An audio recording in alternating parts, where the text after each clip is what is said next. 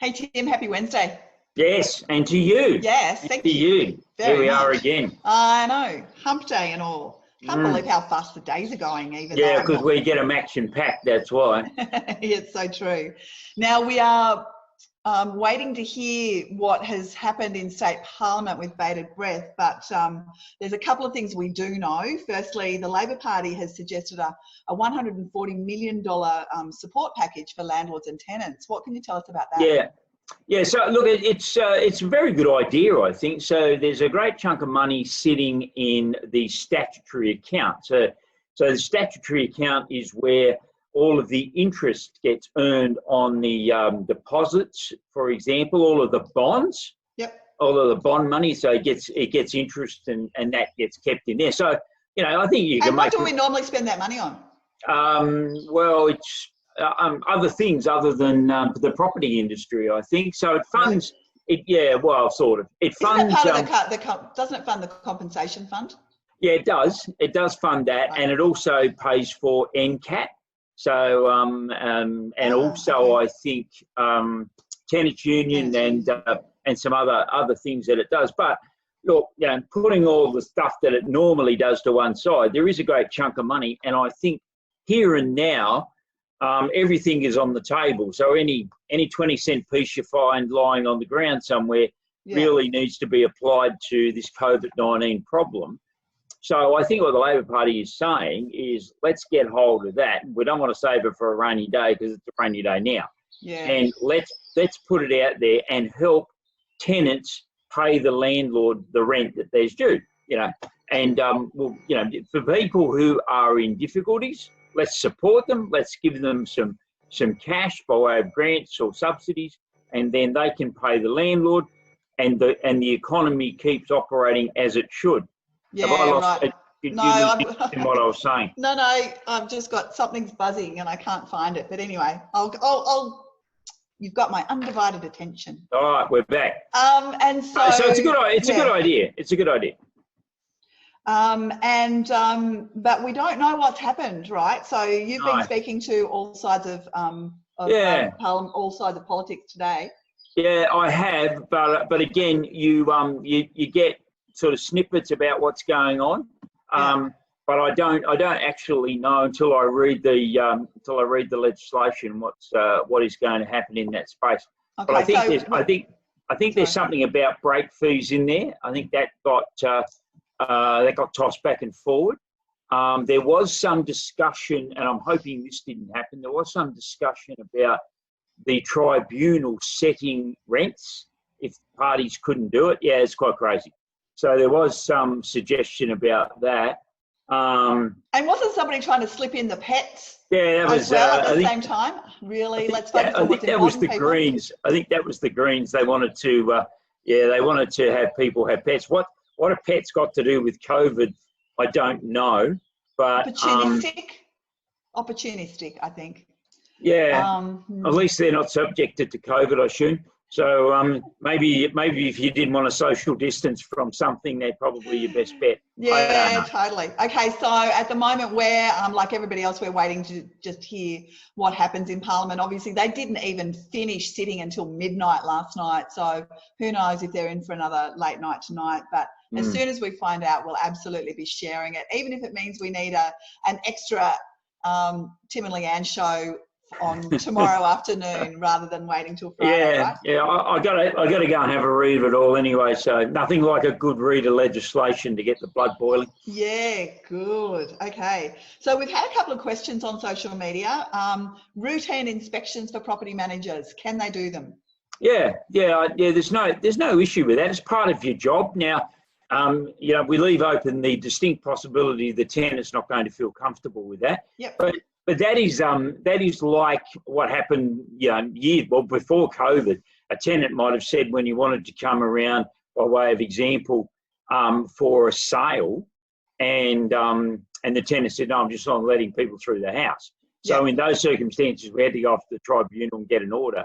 So if it is reasonable for the property manager to come and do a property inspection, which it is, in fact, they should do it, as we know. Then the tenant's denying access, it could be the case that the agent on the instructions, the landlord says, no, I think I want to push this. I want to have a look. I wouldn't be pushed. If I was a property manager right now and my tenant didn't want me there, I would just be doing it by technology. Oh, no, you know what I mean? I think fine. You've got enough battles to fight without, I know a lot of property managers are getting up in arms about it, but I think we've got to be realistic and fight the battles we're likely to win. You know, that's I agree. If technology is available to you, then effectively you are doing the inspection, aren't you? But Totally. But you can do them face to face. You can actually. You can. It's part of the job you can do. You can go inside. There's no issue with that. However, if the tenant is saying no, and then you say, well, look, I'd like to. I'm happy to do it by way of technology. You walk me through the house, and they say no to that again. Then I think you're on notice, aren't you? Yeah, totally. And the other question that we've been having is around can tenants say no to open for inspections if the property is for rent or for sale? Yeah, well, that's what we're talking about, I guess, at the beginning. People have done that previously, before COVID. Yeah. So if they say no, then you may need to go to the tribunal and get an order, unfortunately.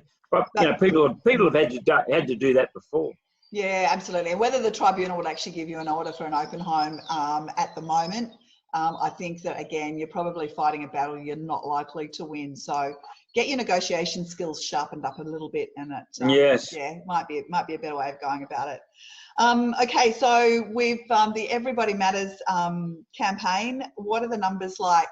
Yes, well, we've done a great job there. So there's over 7,500 letters went to the Premier, and I suspect, because those numbers are out of date too, to be honest with you, because we're capturing that in behind. And given the amount of time we were given to get it out and to promote it, and that's a fantastic outcome. And that number will continue to go up. Yeah, as you know, we did get a cease and desist request from the Premier saying, I'm getting too many emails. Too many emails. I love it. To this site. So can you send them to me another way. Yeah. And I think we got about 2,500 plus emails went out to the local members as well, alongside of the 7,500. So they're certainly aware of it. Yes, no doubt about that. And I am terribly excited to be actually talking to you about something that has got nothing to do with COVID. I understand that pecks are going to deal with the issue. There's been an ongoing issue around how the order on the agent has been served. And pecks are going to get involved and get that sorted. Tell me what's happening in that space. Yeah, so I had a meeting with pecks a few days ago, and which is a good outcome. Because as you know, what happens in the PEXA system is once a transaction gets to a certain point, PEXA triggers an email, whatever, it goes to the agent and said, hey, release the money. Problem is that that's not PEXA's money. That belongs to the vendor and to the purchaser. Yeah. So it requires the vendor or purchaser, the vendor and purchaser, or their solicitors to give that instruction. And anyway, so PEXA's finally built a system which is going to solve that problem. So the solicitor will put one of their own letters into the system, and once it gets to that point, push the button, goes off to the agent, problem solved. So it's one that we've stuck with, and we will have a solution over the next 6 weeks, 2 months, something like that. Once they do it in their latest update. Yeah, so that's great. Well done. It is great. It is great. So, and how good is this? This is not COVID. I know. I'm excited. I am too. Okay. Anything before we leave everybody to their night? No, I don't think so. I think that's enough, isn't it? What else have we got for the rest of the week? I didn't say that.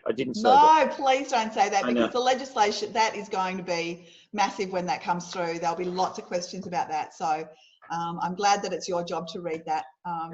Some of the vacancy rates, so that we discussed off air as well, are going to be interesting, aren't they, in the rental space? Yeah, they really are, and numbers like 14% of vacancies in the CBD.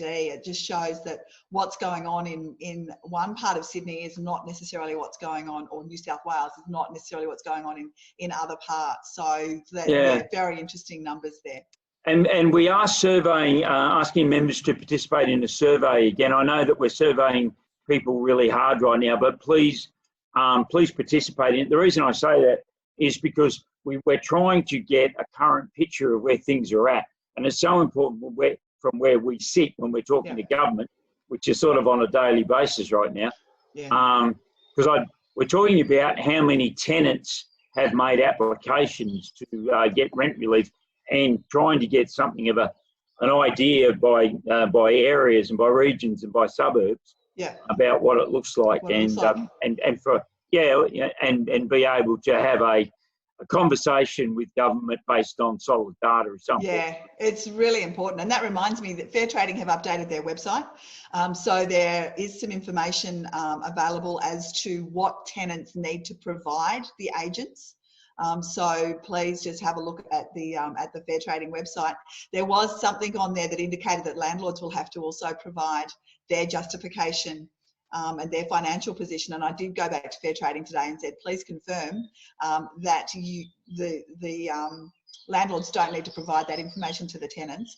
And they have confirmed that, and they will actually tweak that on their website for me over the next couple of days.